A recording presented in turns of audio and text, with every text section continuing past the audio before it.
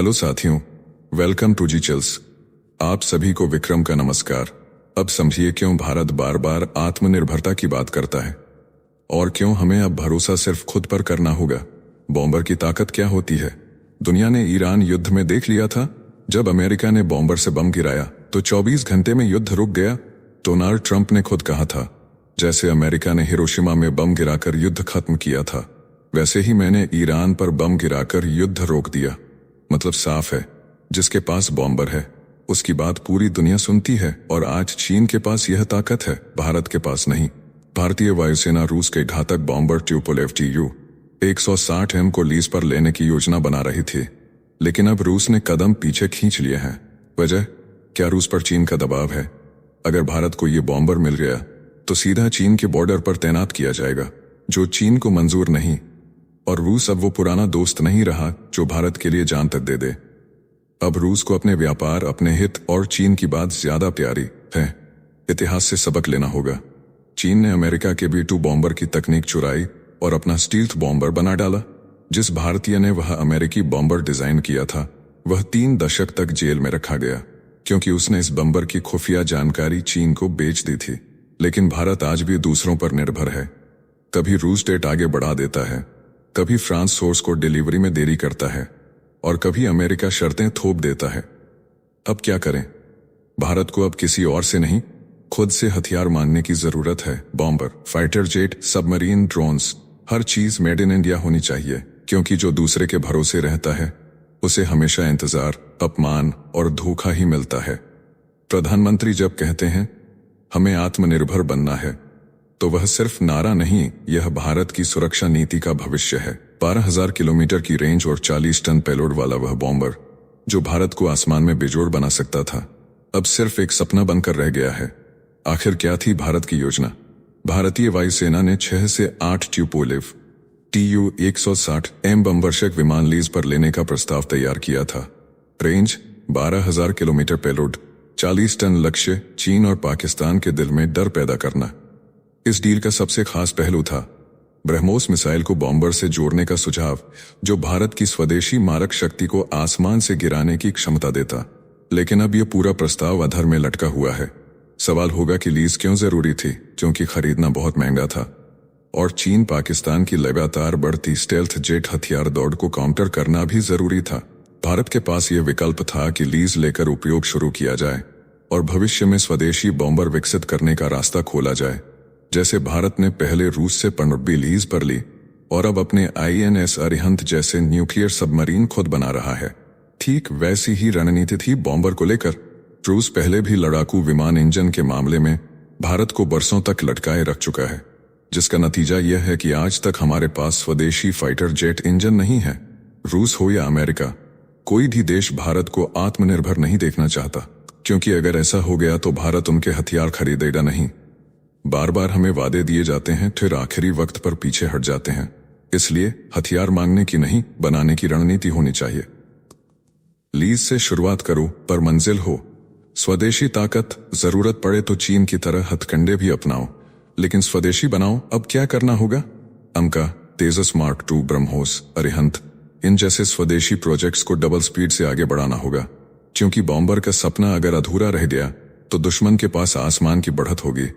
भारत को चाहिए आसमान में डर बिखेरने वाला अपना हथियार, जो ना रूस रोके, ना अमेरिका टोके और ना चीन को मौका मिले भारत को चुनौती देने का। परमाणु ताकत के प्रतीक व्हाइट स्वान अब रूस की ही रक्षा में फंस गए।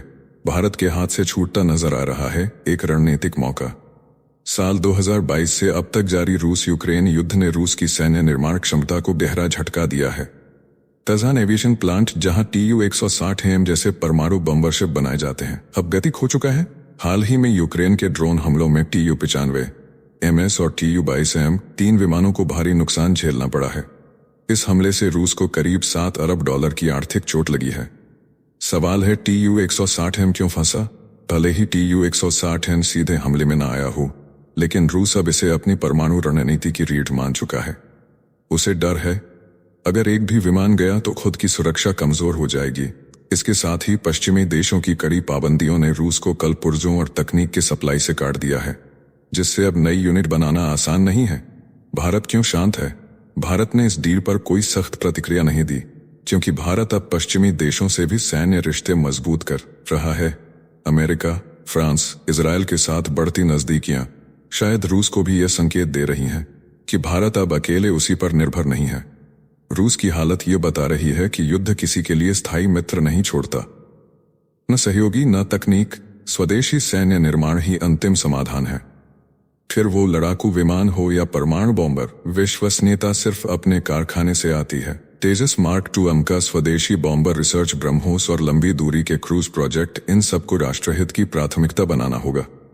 मेरे हिसाब से रूस ने भारत के सामने रखी नई चाल बॉम्बर देने से कतराया ताकि फाइटर डील की मजबूरी बना सके।